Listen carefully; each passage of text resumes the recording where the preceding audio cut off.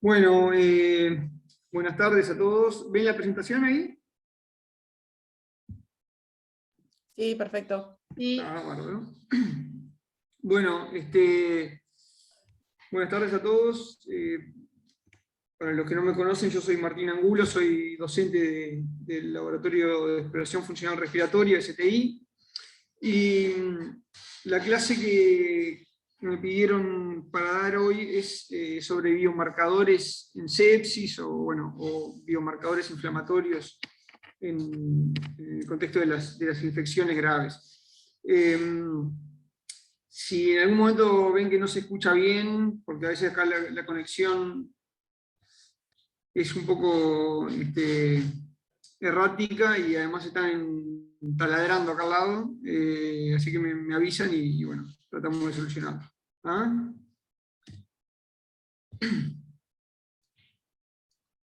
Bueno, lo primero, porque el que avisa no traiciona, es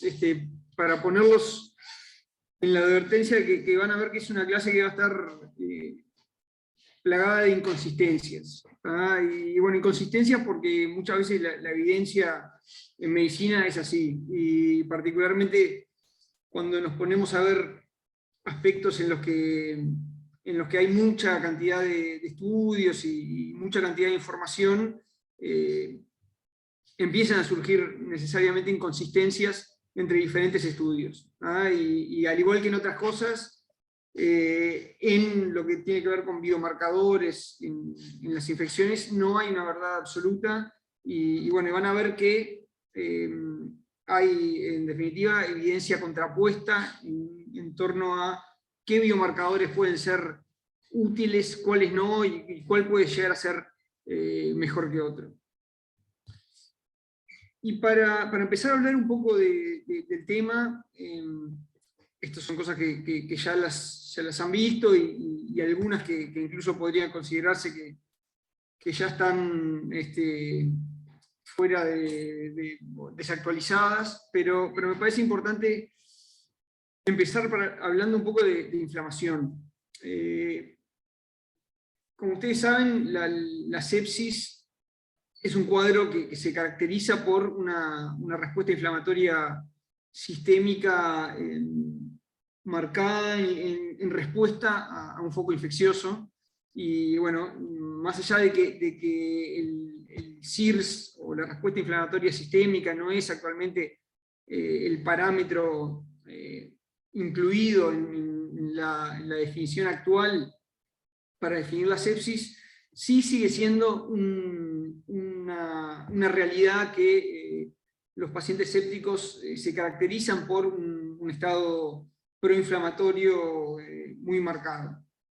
Pero tenemos que tener presente que, como ustedes bien saben, no es algo exclusivo no es algo exclusivo de la sepsis, sino que podemos tener situaciones y cuadros de un estatus proinflamatorio muy marcado en condiciones que no tienen nada que ver con la infección, como puede ser en etapas precoces del trauma, en grandes quemados, en pancreatitis, por mencionar algunos de los casos más característicos. Y esto hace que cuando nosotros interpretamos los distintos biomarcadores, tengamos que tener presente esto como una posible limitante de los biomarcadores, sobre todo si nuestra intención es utilizarlos para identificar a aquellos pacientes que están infectados o evaluar cómo viene evolucionando un determinado cuadro infeccioso. ¿Y cuál es la importancia de evaluar el patrón inflamatorio en los pacientes cursando un cuadro infeccioso? Y bueno, más allá de la importancia para el diagnóstico, que bueno, como decíamos, no forma actualmente parte de la definición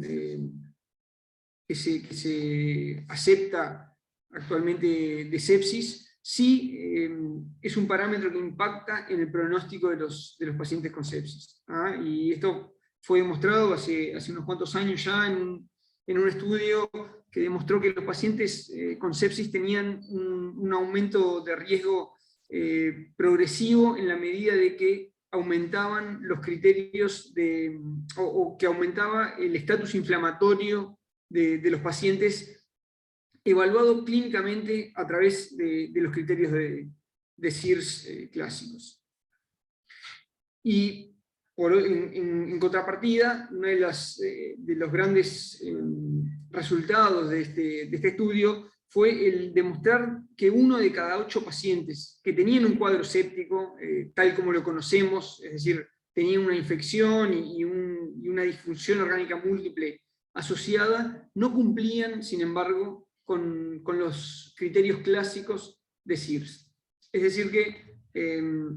no todos los pacientes sépticos parecen tener el mismo grado de inflamación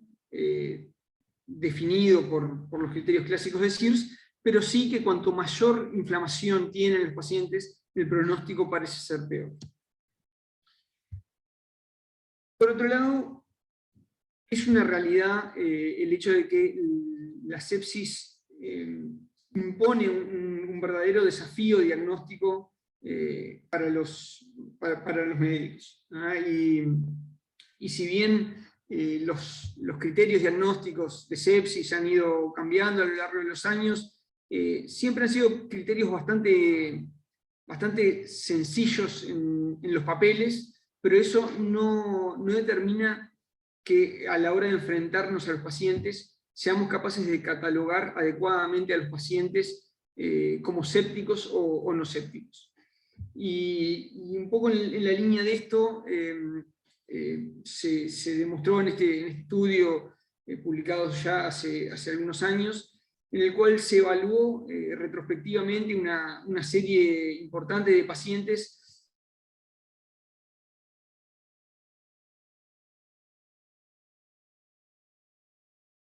a las unidades, pacientes en los cuales retrospectivamente se pudo hacer el diagnóstico de sepsis, y lo interesante fue que de estos pacientes que en definitiva tuvieron sepsis cuando ingresaron a la unidad de cuidados intensivos, un 13% tenían una muy baja probabilidad o probabilidad nula de tener sepsis en base a los criterios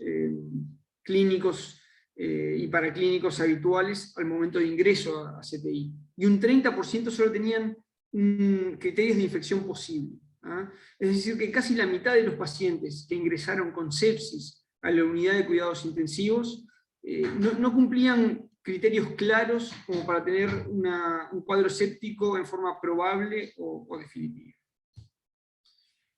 En el contexto de esto es que surge la nueva definición de sepsis, marcada en el tercer consenso internacional, conocido como sepsis 3, que es algo que seguro ya han repasado, y que básicamente reduce el espectro de las diferentes definiciones de sepsis a la presencia de una infección, una disfunción orgánica múltiple en respuesta a un cuadro infeccioso. Como ven, los biomarcadores no forman parte de la definición de sepsis, más allá de la utilización del lactato en el diagnóstico de shock séptico, pero como veíamos en las diapositivas anteriores,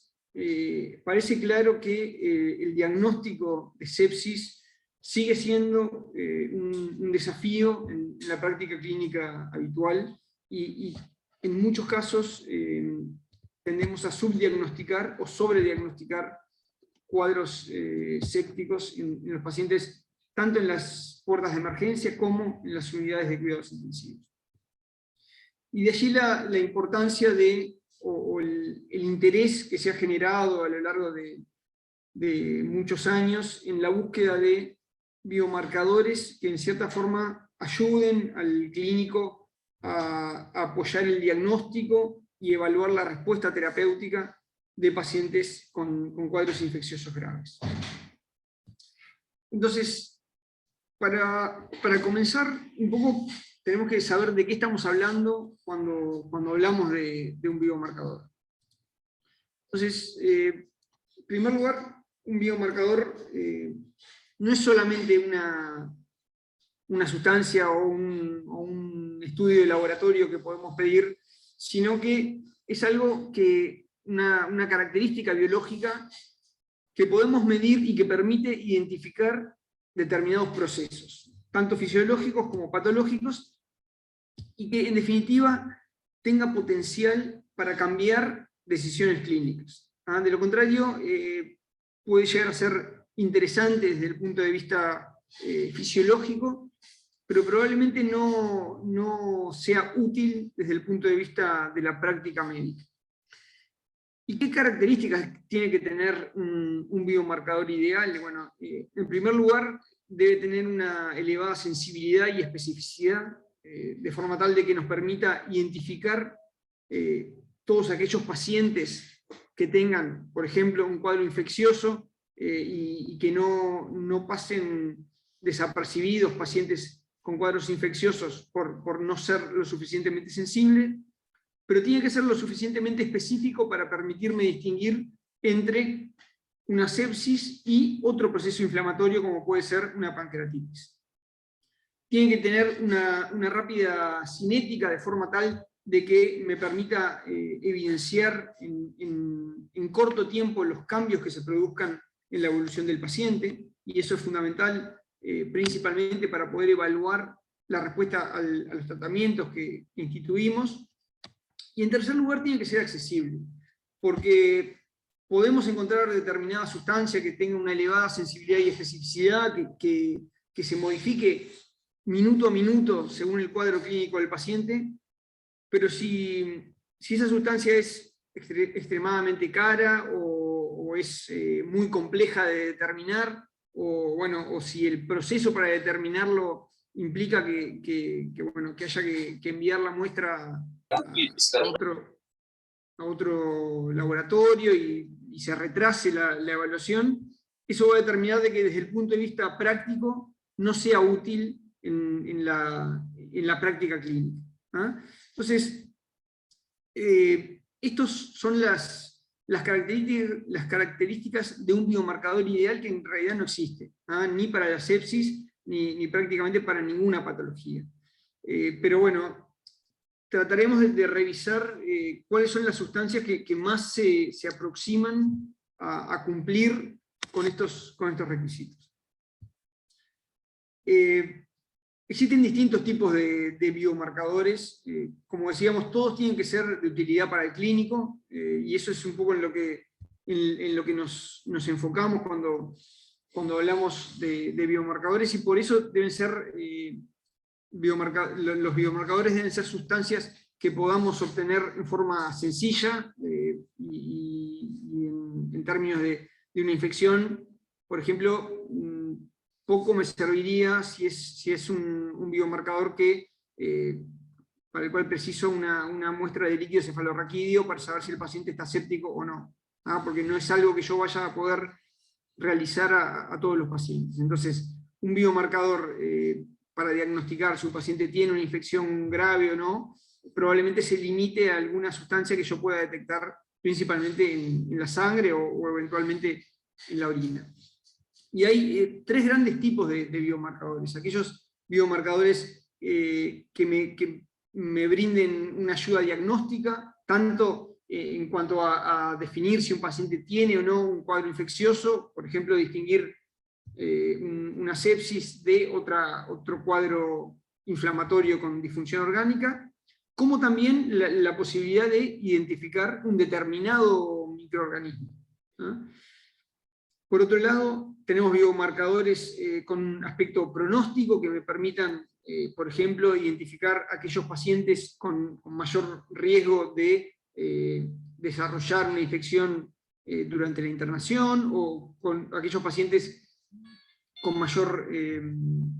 riesgo de efectos, de malos resultados durante la internación. Y por último, biomarcadores que nos permitan evaluar la respuesta terapéutica en determinado paciente. En primer lugar, tratar de identificar si hay algún tipo de terapéutica que sea más adecuada para el cuadro que tiene este paciente en particular, y en segundo lugar, algún biomarcador que nos permita guiar la respuesta al tratamiento instituido en cada paciente en particular.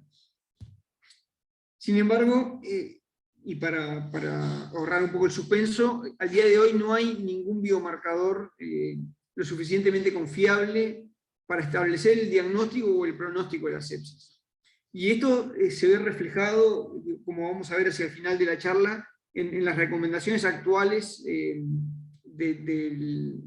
la práctica habitual de la sepsis, en la campaña de sobrevida de la sepsis del año 2021. Pero bueno, sí es cierto que, como les decía, a lo largo de los últimos años ha habido un enorme interés en tratar de identificar distintas moléculas o sustancias que nos permitan tener una mejor aproximación al diagnóstico, al pronóstico y a la evolución terapéutica de los pacientes con sepsis y con diferentes cuadros infecciosos. Pero la realidad es que, a pesar de que se han probado centenas de distintos posibles biomarcadores, algunos con mejor o peor resultado, son muy pocos los que realmente están disponibles hoy en día en la práctica clínica y que cumplen fundamentalmente con ese criterio de accesibilidad que les mencionaba al inicio de la charla. Y bueno, a lo largo de la clase nos vamos a centrar fundamentalmente en dos o tres, que son los que creo que pueden llegar a ser de mayor valor en la práctica al día de hoy, al menos. Dentro de los biomarcadores que tenemos disponibles, podríamos identificar dos grandes grupos. Y siempre pensando fundamentalmente en la etapa diagnóstica, aquellos biomarcadores que identifican un determinado microorganismo, y por otro lado los biomarcadores que identifican la respuesta del huésped al microorganismo. Y esos son los biomarcadores en los que nos vamos a centrar nosotros. El primero de ellos es la proteína C reactiva, que sea seguramente el más conocido y el más estudiado a lo largo de los años. La proteína C reactiva, como ustedes saben, es un reactante de fase aguda que es sintetizado y liberado por el hígado, fundamentalmente en respuesta a estímulos inflamatorios e infecciosos. Y tiene un rol importante en la modulación de la respuesta pro y antiinflamatoria, con una vida media aproximadamente de 19 horas. Y los niveles de proteína C reactiva, como ustedes pueden ver en esta gráfica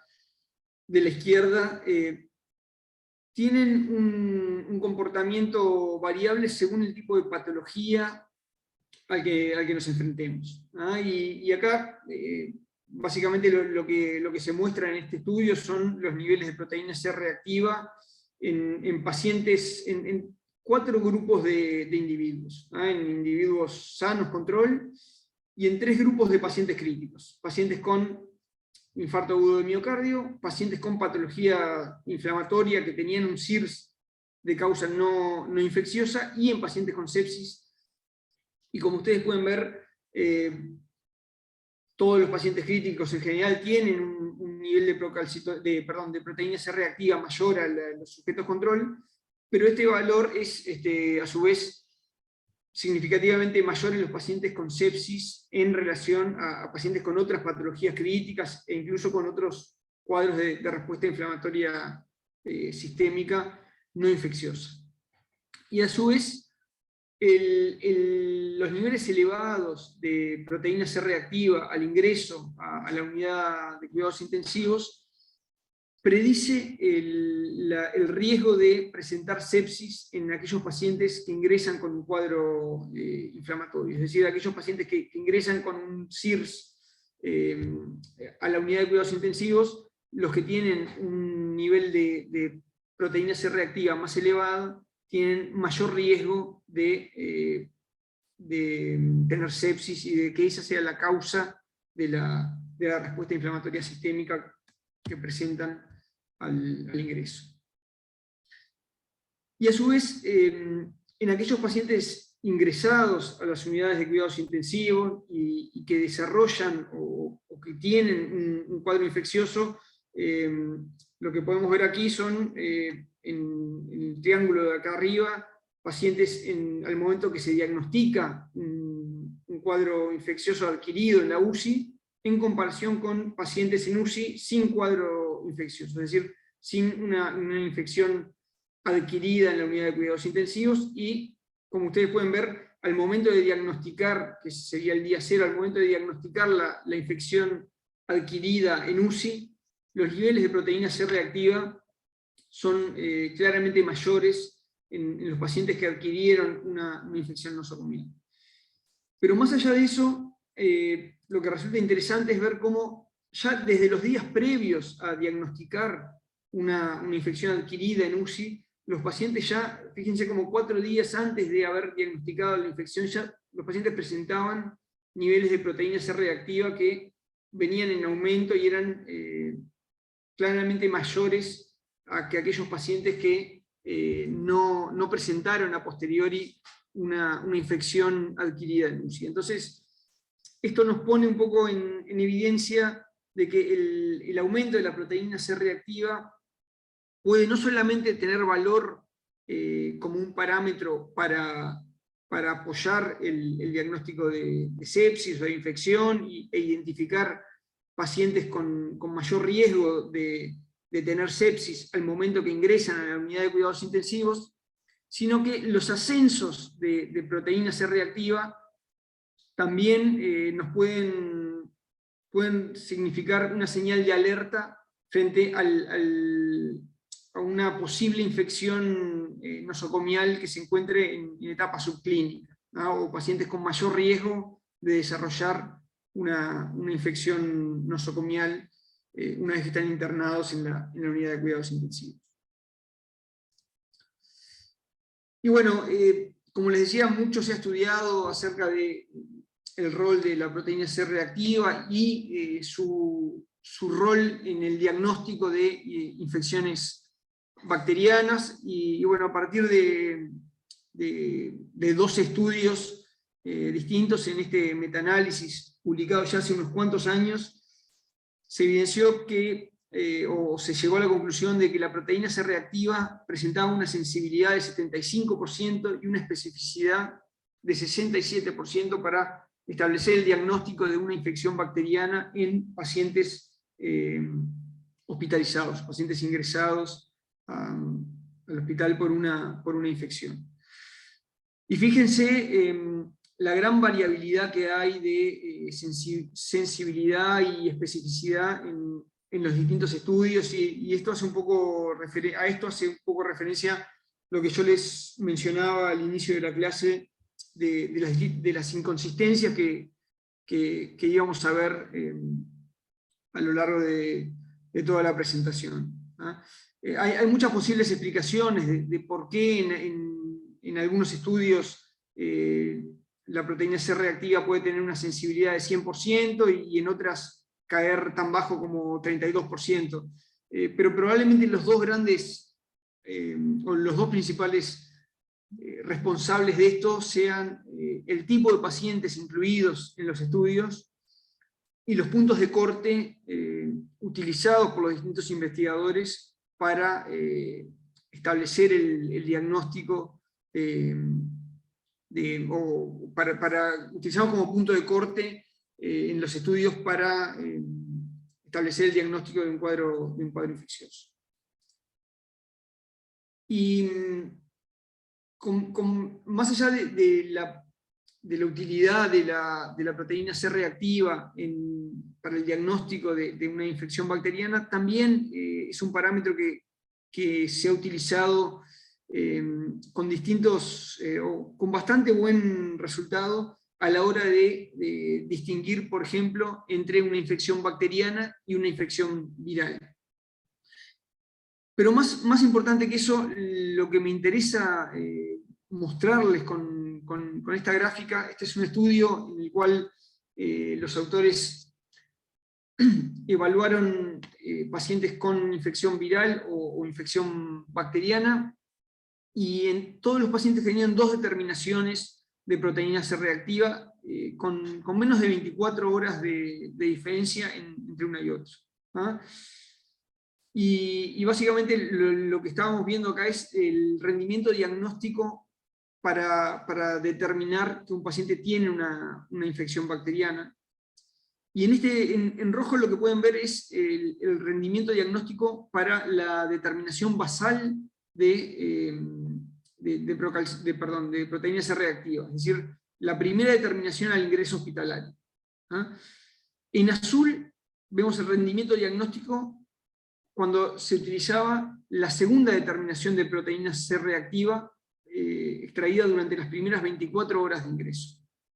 Y en verde, que como ustedes pueden ver es el parámetro que tiene la mayor área bajo la curva, y por lo tanto que podemos considerar que tiene el mejor rendimiento diagnóstico, es la variación entre la primera y la segunda determinación. ¿Qué quiere decir esto? Que más allá de los valores aislados de proteína C reactiva, como ocurre con muchos otros biomarcadores o con muchos otros parámetros clínicos en los pacientes en terapia intensiva,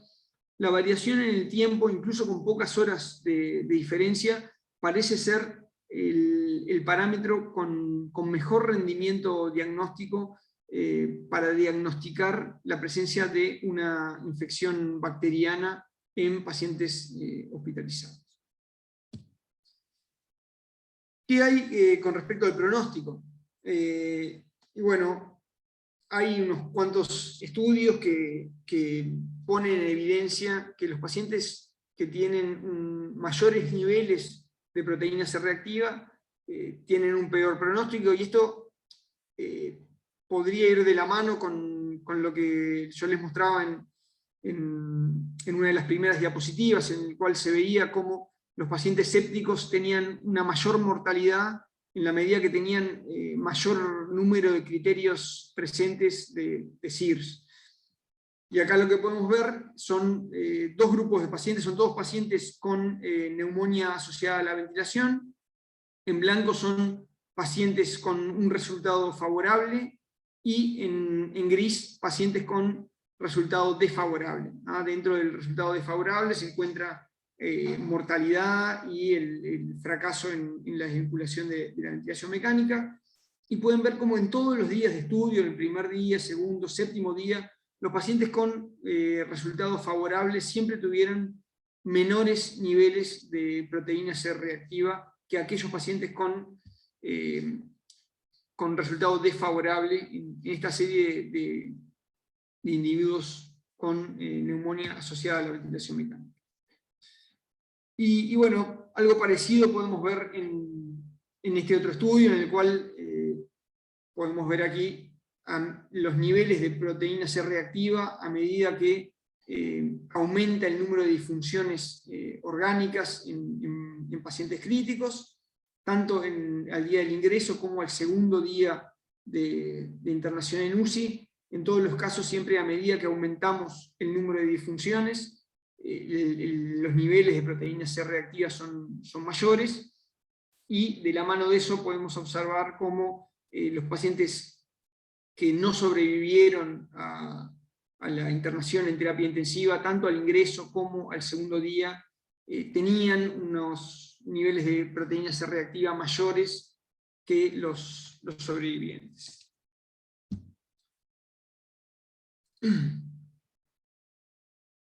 Y un poco en la misma línea que esto, aquellos pacientes que tenían mayores niveles de proteína C reactiva al egreso de UCI, tenían también mayor riesgo de reingreso a la unidad y de mortalidad hospitalaria. Es decir que, en resumen, lo que podemos decir hasta ahora de la proteína C reactiva es que sus niveles aumentados parecen tener cierto valor diagnóstico a la hora de identificar pacientes con infecciones bacterianas, y distinguirlo tanto de pacientes con cuadros inflamatorios sistémicos de causa no infecciosa, como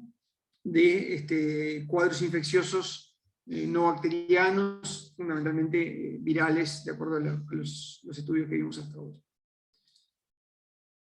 Pero bueno, a lo largo de los últimos años, sin duda que el biomarcador que ha cobrado más relevancia es la procalcitonina. La procalcitonina es una prohormona precursora de la calcitonina, habitualmente secretada por la tiroides, pero en situaciones de estrés, fundamentalmente estímulos infecciosos, pero también ciertos estímulos inflamatorios, aumenta su síntesis principalmente en tejidos extratiroideos. Entonces pasa de ser prácticamente indetectable en individuos sanos a valores que pueden tener niveles crecientes en función de la fuerza del estímulo infeccioso o inflamatorio. Tiene también un rol modulador de la respuesta inmune y de la respuesta frente a la infección. Y bueno, también para la procalcitonina se han empleado distintos puntos de corte, pero habitualmente se establece que niveles mayores a 0,25 o 0,5 nanogramos mililitro son sugestivos de infección bacteriana. Distintos estudios han mostrado que tiene un pico muy precoz, luego de la injuria o del insulto inflamatorio, infeccioso, y alcanzando un pico habitualmente en las primeras 24 horas. Esto es lo que podemos ver aquí, por ejemplo. Esto es un estudio que tiene ya muchos años, pero en el cual se inyectó una carga bacteriana en voluntarios sanos. En realidad lo que se inyectó fue el lipopolisacárido, y se evidencia cómo ya a las 4 horas hay un aumento significativo de los niveles de procalcitonina, y bueno, eso llega a un pico ya en las primeras 8 a 12 horas, y se mantiene durante las primeras 24 horas en niveles estables. Y acá esto es otra situación en la cual esto es una paciente que tuvo una infusión de hemoderivados contaminados, y bueno, lo que se puede ver acá es la cinética de distintos biomarcadores infecciosos, inflamatorios, y básicamente lo traje para que comparen, para poder ver la distinta cinética. En rojo tenemos los valores de procalcitonina, y en verde la proteína C reactiva, y bueno, como pueden ver, ya rápidamente los niveles de procalcitonina tienen un ascenso muy brusco que se mantiene por las primeras 24 o 30 horas en niveles altos para empezar a bajar, mientras que la proteína C reactiva, bueno, tiene un ascenso bastante más gradual y más lento en comparación con la procalcitonina.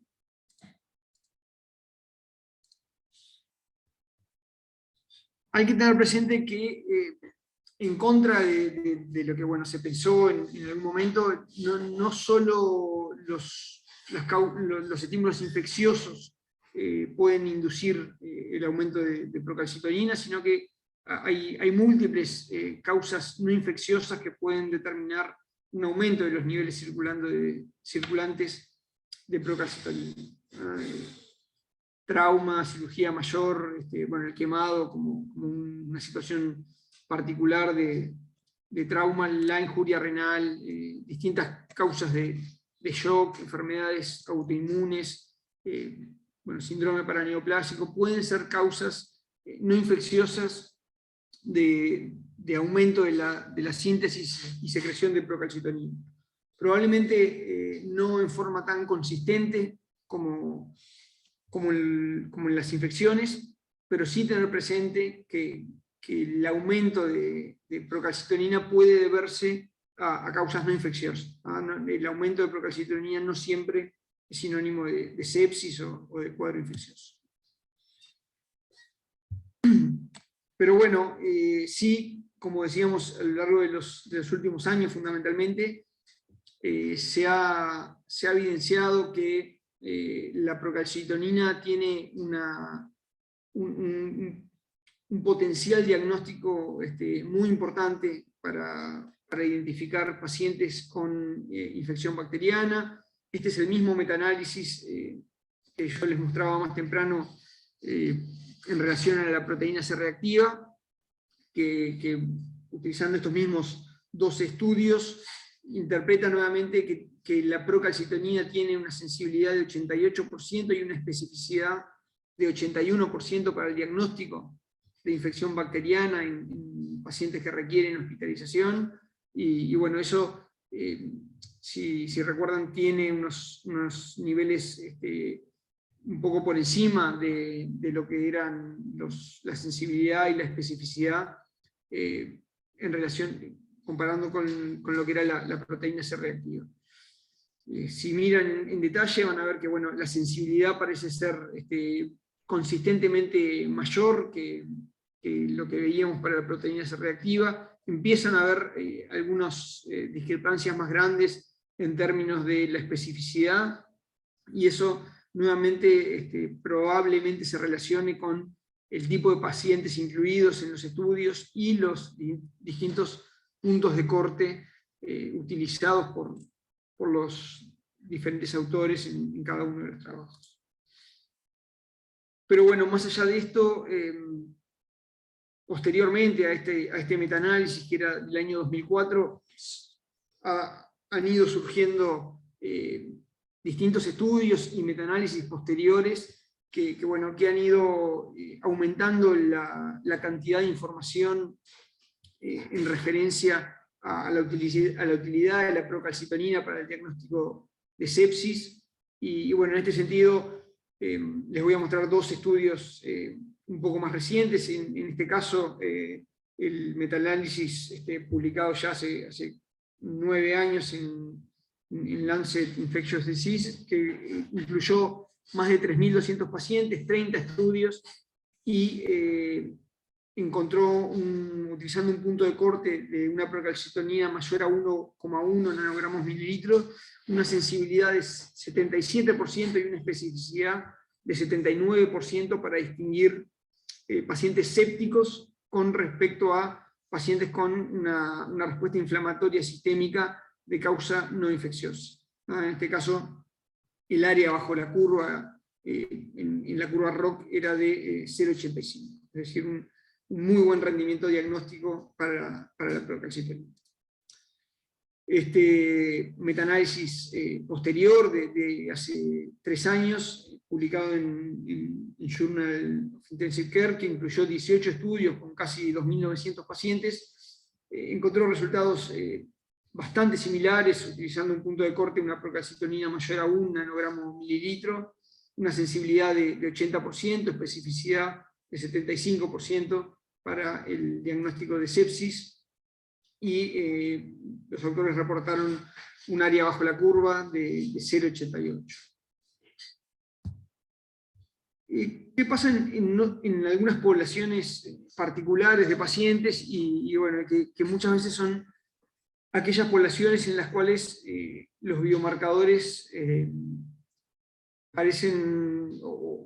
ser una necesidad más grande a la hora de tratar de identificar aquellos pacientes con una inflamación de causa infecciosa o no. Y uno de los grupos en los cuales probablemente esto cobre mayor relevancia son los pacientes inmunodeprimidos. No hay demasiada información al respecto,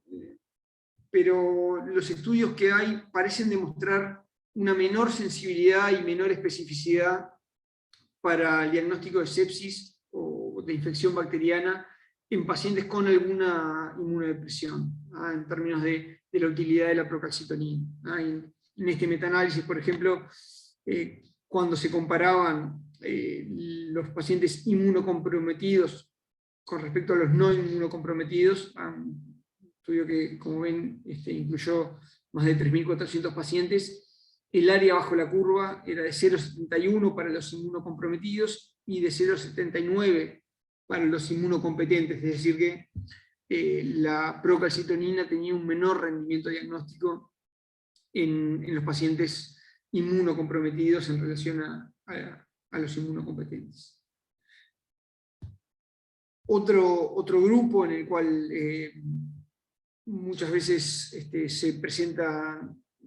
incertidumbre acerca del rol que tienen determinados biomarcadores son los pacientes con insuficiencia renal. Y en este sentido también los resultados resultan bastante inconsistentes. Hay dos trabajos que específicamente intentan distinguir o identificar la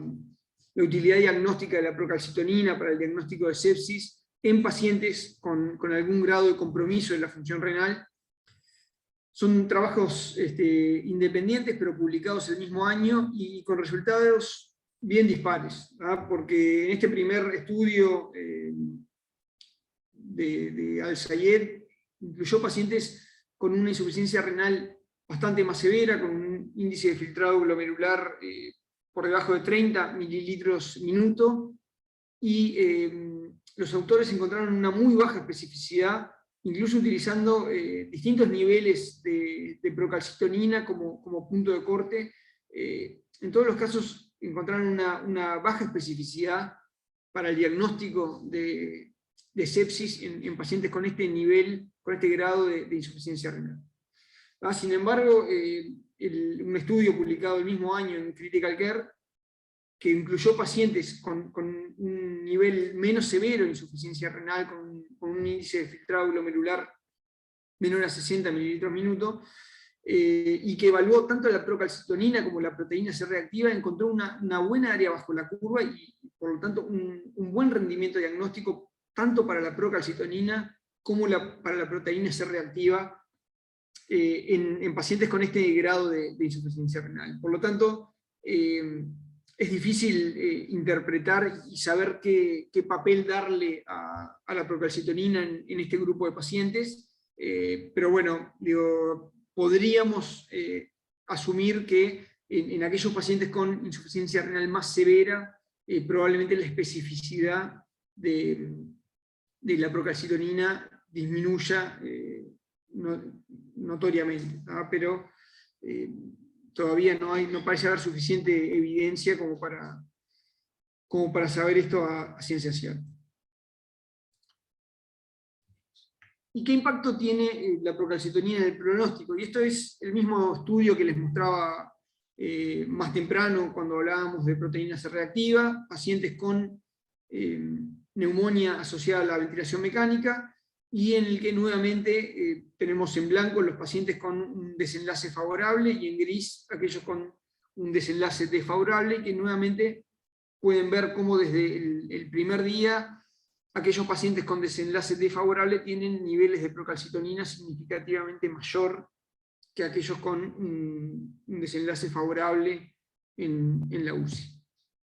Y bueno, resultados similares se pueden ver en otro grupo de pacientes, en los cuales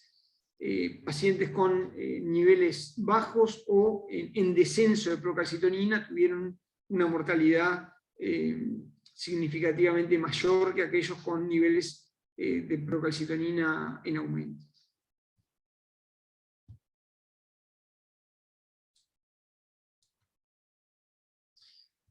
Bien, entonces, hasta ahora vimos la posible implicancia de la proteína C reactiva y la procalcitonina para establecer diagnóstico de infección y para tratar de identificar a aquellos pacientes con peor pronóstico o que tengan un mayor riesgo de un desenlace adverso. Ahora, ¿qué implicancias pueden tener estos biomarcadores a la hora de guiar el tratamiento de los pacientes? Y cuando hablamos de guiar,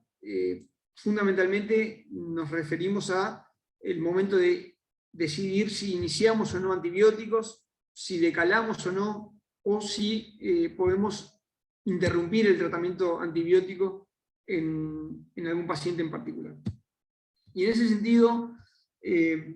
se han realizado también unos cuantos estudios y los resultados no son del todo concluyentes. En primer lugar, con respecto a la proteína C reactiva, acá lo que podemos ver, esto no es acá en este estudio lo que se hizo no fue decidir si se suspendía o no el antibiótico en respuesta a los niveles de proteína C reactiva, sino que lo que se ve es qué es lo que ocurre con los niveles de proteína C reactiva en aquellos pacientes que tienen una respuesta favorable a la antibiótico-terapia. Y bueno, como ustedes pueden ver acá en negro, son aquellos pacientes que tuvieron una buena respuesta al antibiótico, y bueno, lo que podemos ver es, a medida que pasan los días, cómo se produce un descenso significativo de los niveles de procalcitonina, y en contrapartida, aquellos pacientes con respuesta clínica desfavorable al cambio de antibiótico, como los niveles de proteína C reactiva se mantuvieron persistentemente elevados. Pero en cuanto a la toma de decisiones en función de los niveles de proteína C reactiva, han habido distintos ensayos clínicos que lo que han buscado es fundamentalmente definir si se iniciaba o no el tratamiento antibiótico en función de los niveles de proteína C reactiva, y definir si se podía suspender o no, justamente basados en el descenso de los niveles de proteína C reactiva. No vamos a entrar en detalle en cada uno de los estudios, y por lo tanto no vamos a establecer ningún punto de corte, porque eso han sido distintos en los diferentes estudios. Sí quería mostrarles este metaanálisis, que lo que hace es un poco reunir algunos de los trabajos en los que se ha tratado de guiar el tratamiento antibiótico a partir de los niveles de proteína C reactiva, y lo que se pudo ver a partir de este metaanálisis es que sí hubo una disminución estadísticamente significativa en cuanto al inicio del tratamiento antibiótico y la duración del tratamiento antibiótico, pero desde el punto de vista del impacto clínico, eso fue muy marginal. El descenso, o la precocidad del inicio del tratamiento y el acortamiento del tratamiento antibiótico, en todos los casos fue muy marginal y menor a un día en la mayoría de los estudios. Y nada de esto impactó en cuanto a efectos adversos. Por ejemplo, el hecho de aquellos pacientes en los cuales se suspendió el tratamiento antibiótico por disminución de los niveles de proteína C reactiva, no tuvieron un mayor riesgo de recaídas, pero tampoco se disminuyó la hospitalización o la mortalidad en aquellos en los cuales el tratamiento pudo ser acortado gracias a la guía de la antibiótico-terapia basada en los niveles de proteína C reactiva. Es decir que, al menos en base a estos estudios, no parece haber habido un gran beneficio, ni tampoco no parece que la guía del tratamiento antimicrobiano en función de los niveles de proteína C reactiva haya tenido ningún evento deleterio en comparación con el manejo clínico clásico. Lo otro que tenemos que decir es que en la mayoría de los estudios en los cuales se guió el tratamiento antibiótico por distintos biomarcadores, tanto proteína C reactiva como procalcitonina, como vamos a ver a continuación, en la mayoría de los estudios, incluso en los grupos guiados por biomarcadores, los tratamientos antibióticos en general fueron al menos de 7 días.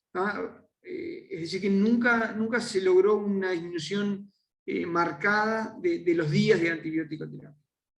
Y eso es un poco lo que se ve reflejado en estos resultados. Este es un estudio reciente en el cual más o menos vemos lo mismo. Fue un estudio prospectivo en el cual en 2 grupos se guió el tratamiento por las guías estándar de antibiótico-terapia en la sepsis o por los niveles de proteína C reactiva. Y básicamente acá lo que vemos es únicamente entre el día 6 y 7 hubo pacientes del grupo control, es decir, guiados por la práctica clínica clásica, que tuvieron un mayor porcentaje de antimicrobianos en relación a los pacientes guiados por los niveles de proteína C reactiva, pero esto no redundó en una disminución significativa, mejor dicho, sí estadísticamente significativa, pero clínicamente no impactó en un cambio importante en cuanto a la duración del tratamiento antibiótico. Y no hubo cambios estadísticos en cuanto a la exposición a antibiótico-terapia o días libres de antibiótico-terapia. O sea que, nuevamente, el efecto de guiar el tratamiento antimicrobiano por los niveles de proteína C reactiva parecen haber sido bastante marginales en pacientes sépticos ingresados a las unidades de cuidados intensivos. ¿Qué ocurre con la procalcitonina? Han habido estudios más grandes en los últimos años tratando de guiar el tratamiento de antibiótico-terapia en función de los niveles de procalcitonina. Y bueno, este es el primer estudio grande de hace ya 12 años, publicado en Lancet, en el cual la utilización de procalcitonina como guía para poder suspender la antibiótico-terapia demostró reducir la duración del tratamiento antimicrobiano, pero no impactó significativamente en la mortalidad de los pacientes. Ni en más ni en menos, la mortalidad fue similar en los pacientes cuyo tratamiento se guió por los estándares clásicos, en comparación con aquellos pacientes en los cuales la duración del tratamiento antibiótico se disminuyó debido a que la disminución de los niveles de procalcitonina permitía cortar el tratamiento antibiótico, que es lo que vemos aquí, ¿no? El grupo con procalcitonina más rápidamente fue disminuyendo la utilización de antibióticos. Y este fue un estudio que incluyó 621 pacientes en 7 unidades de cuidados intensivos europeas. Posteriormente, el grupo de De Jong hizo un nuevo estudio prospectivo, randomizado, que incluyó más de 1.500 pacientes, con un enfoque parecido, en el cual nuevamente la guía del tratamiento, la antibiótico-terapia, estaba guiada en gran parte por los niveles de procalcitonina y la evolución de la procalcitonina en el tiempo. Y en este estudio sí se evidenció no solo una menor duración del tratamiento antimicrobiano, sino que aquellos pacientes cuyo tratamiento antimicrobiano había estado guiado por los niveles de procalcitonina, tuvieron una menor mortalidad tanto a los 28 días como al año de haber ingresado a la unidad de cuidados intensivos. Esto, de todas formas, no fue reproducido en otros estudios, y eso lleva a que en este metaanálisis del año 2017, que incluyó casi 3.500 pacientes, la utilización de la procalcitonina como guía para guiar, como parámetro para guiar el tratamiento antimicrobiano, haya determinado sí una menor duración del tratamiento, pero no haya significado cambios ni en la mortalidad ni en la estadía en la unidad de cuidados intensivos. Por lo tanto, bueno, parecería ser sí que que la utilización de procalcitonina como parámetro para guiar el tratamiento antimicrobiano, tanto en términos de iniciar la antibioticoterapia, como definir el decalamiento o la suspensión de la antibioticoterapia, parece haber más evidencia a favor que en relación con la proteína C reactiva, pero todavía esto no es lo suficientemente concluyente. También hay que tener presente que muchas veces hay otros efectos que pueden pasar desapercibidos por no estar incluidos en los outcomes principales que se evalúan en los estudios prospectivos, y eso quedó en evidencia en este estudio publicado hace unos años, en el cual, fuera de lo que son los estudios prospectivos, aquellos centros en donde se utilizaba la procalcitonina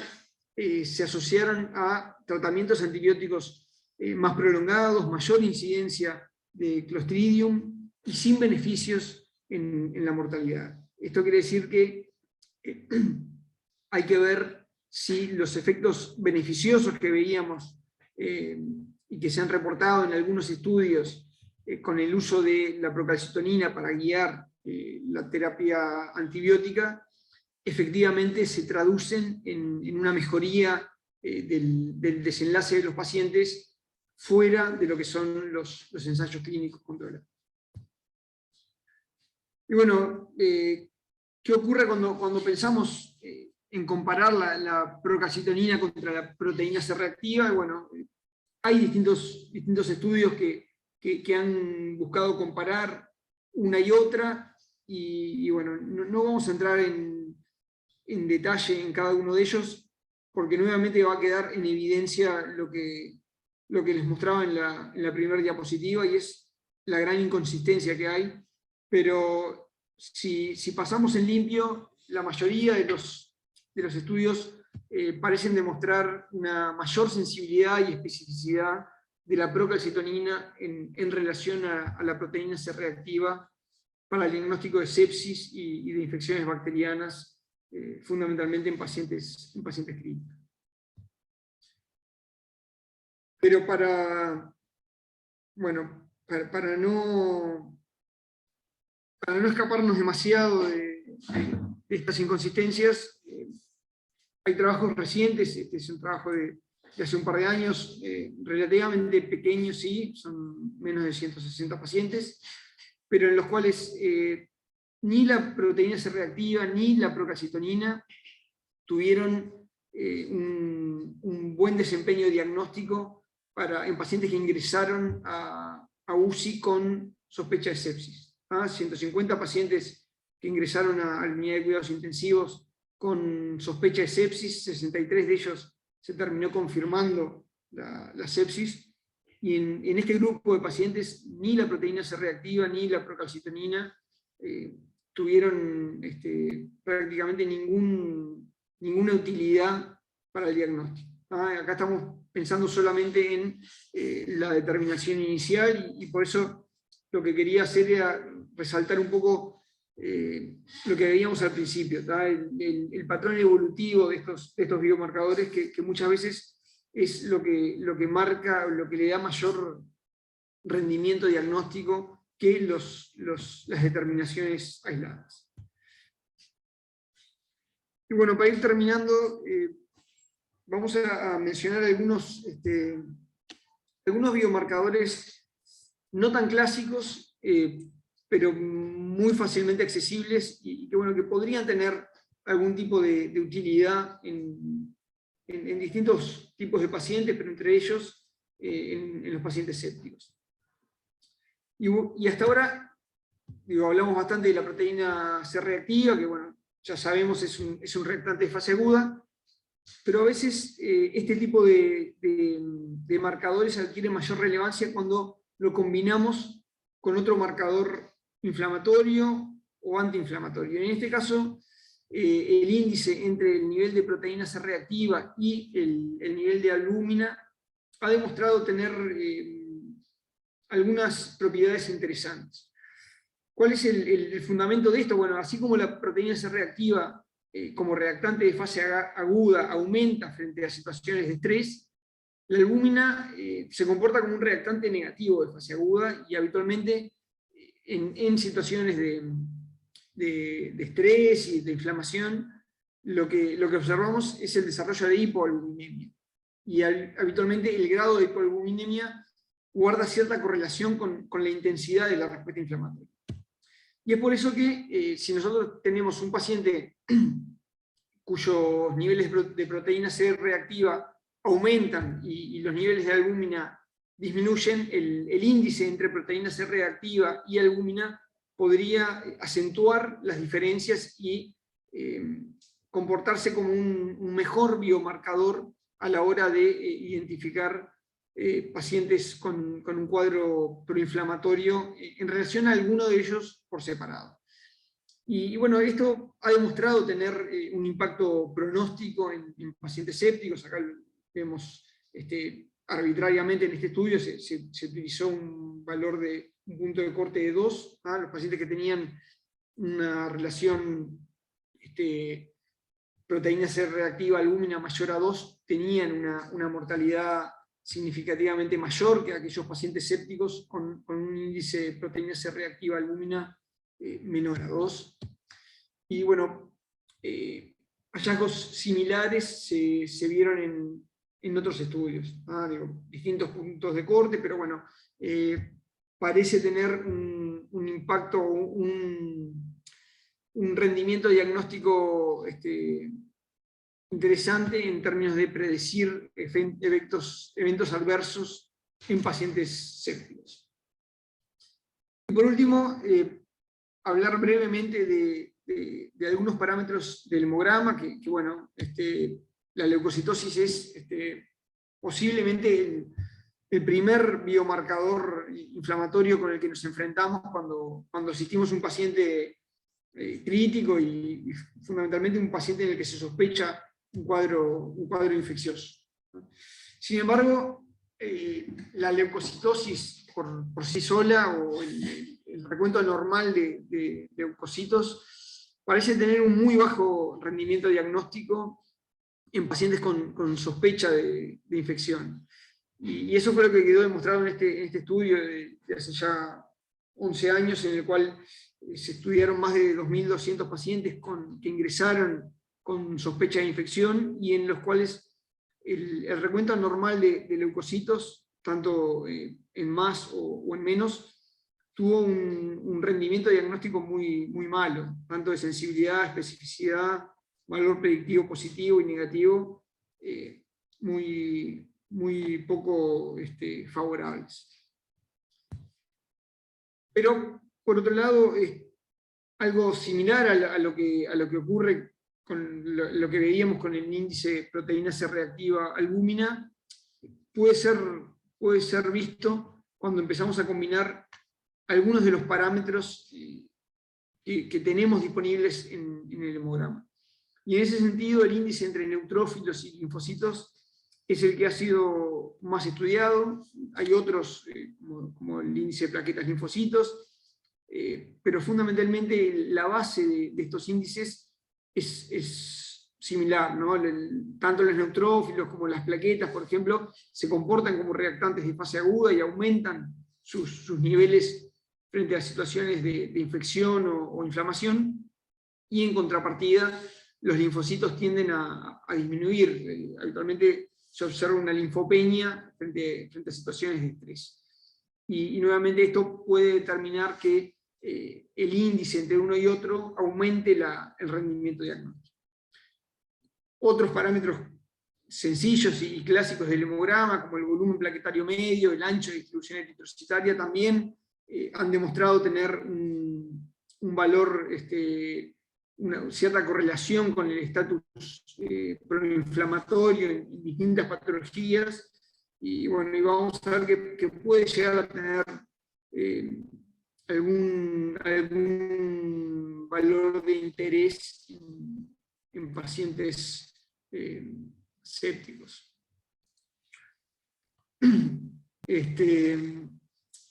brevemente para mostrarles.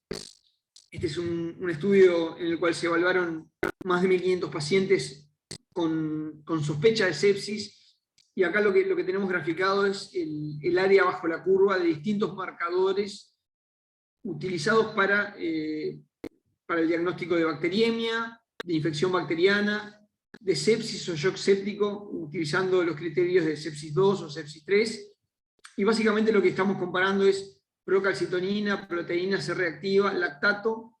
o el índice neutrófilos linfocitos. Y bueno, estas gráficas nos sirven para comparar un poco qué tan buen parámetro diagnóstico puede considerarse alguno de estos distintos biomarcadores. Acá lo que tenemos graficado es el área bajo la curva, en una curva ROC, y recuerden que cuanto mayor es el área bajo la curva, mejor es el rendimiento diagnóstico de ese determinado biomarcador. Y bueno, acá podemos ver, por ejemplo, cómo para el diagnóstico de bacteriemia en esta serie,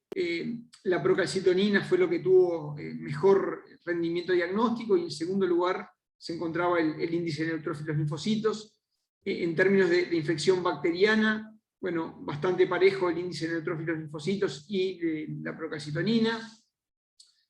Y cuando pasamos al diagnóstico de sepsis, bueno, si nos guiamos por los criterios actuales del sepsis 3, nuevamente la procalcitonina en primer lugar, y en segundo lugar, por encima del lactato y la proteína C reactiva, encontramos al índice neutrófilos linfocitos como biomarcador para apoyar el diagnóstico de sepsis en pacientes críticos. Esto es un poco los números de las gráficas que les mostraba recién. Obviamente que la sensibilidad y la especificidad va a depender del punto de corte que se seleccione en cada grupo de pacientes en particular. Pero bueno, nuevamente, y volviendo al tema de las inconsistencias, en este estudio en el cual se incluyeron un número no despreciable de pacientes, 644 pacientes sépticos y no sépticos, es un estudio publicado hace unos 3 años. En este caso, el índice de neutrófilos linfocitos tuvo un rendimiento diagnóstico bastante inferior a la procalcitonina y la proteína C reactiva. En este caso, acá ven en verde está la curva de la procalcitonina, en azul la proteína C reactiva, y en rojo tenemos el índice de neutrófilos linfocitos. Y bueno, eso se traduce acá, ¿no? El área bajo la curva para la proteína C reactiva y la procalcitonina fue de 0,88, 0,89, y para el índice de neutrófilos linfocitos únicamente de 0,66. Es decir, que en esta serie de pacientes, la procalcitonina y la proteína C reactiva tuvieron un rendimiento diagnóstico para la sepsis mucho mayor que el índice de neutrófilos linfocitos. En estas series lo que se evaluó fue la utilidad de este índice de neutrófilos linfocitos para el diagnóstico de bacteriemia, y bueno, en estos 2 estudios sí tuvo un buen rendimiento diagnóstico en comparación con por ejemplo, la procalcitonina y la proteína C reactiva. Y esto ha llevado incluso a la realización de metaanálisis, buscando evaluar el rol diagnóstico y la capacidad diagnóstica del índice de neutrófilos linfocitos. En este caso es un metaanálisis en que evaluó la utilidad de este índice para el diagnóstico de bacteriemia, y bueno, se reporta en este estudio una sensibilidad del 72% y una especificidad de 60% para el diagnóstico de bacteriemia. También es un parámetro que ha demostrado tener implicancia pronóstica, y bueno, lo que vemos acá es en pacientes sépticos como los niveles tanto disminuidos como elevados de índice de neutrófilos linfocitos tienen una mortalidad mayor que aquellos pacientes que se encontraban en torno a los valores medios o medianos de índice de neutrófilos linfocitos. Similar los resultados de este estudio, en el cual vemos que tiene un aceptable rendimiento diagnóstico para predecir mortalidad en pacientes con sepsis. Y bueno,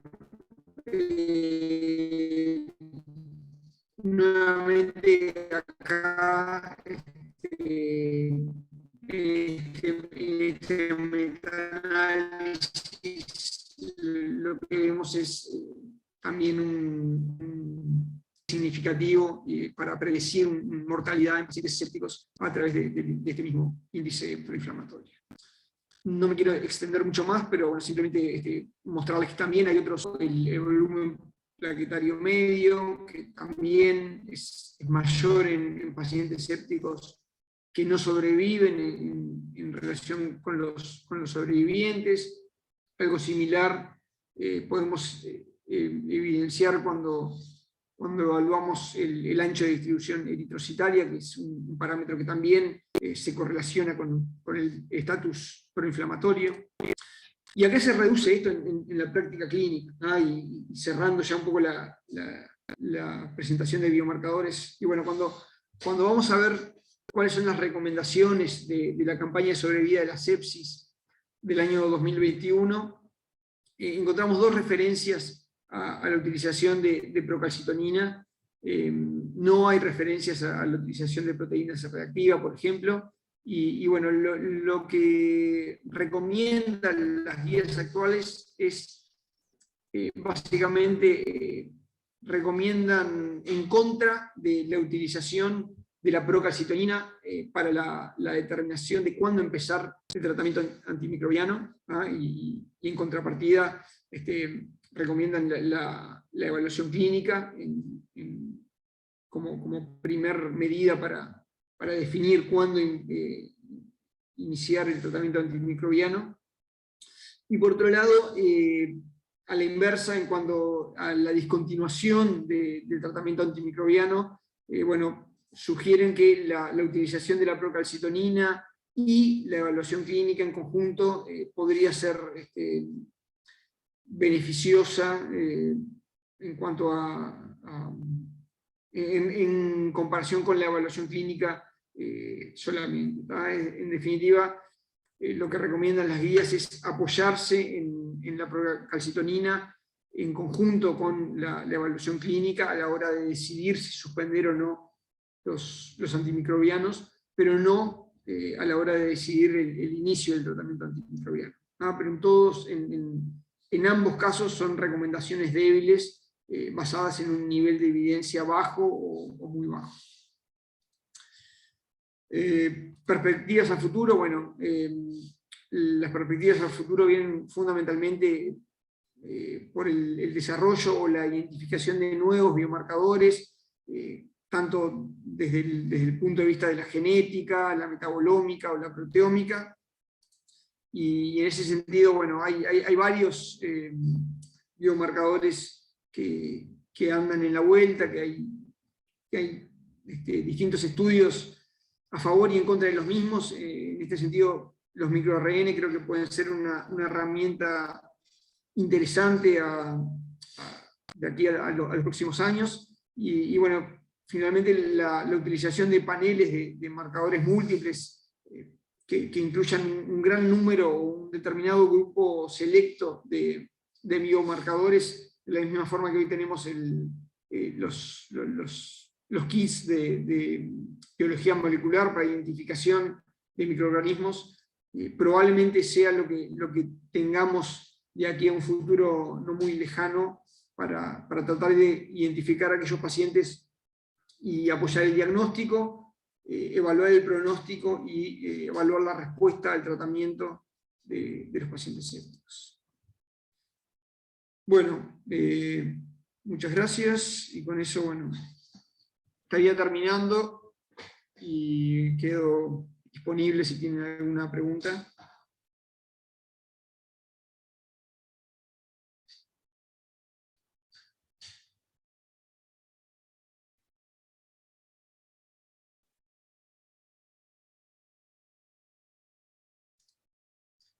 Bueno, si no hay preguntas, terminamos por acá.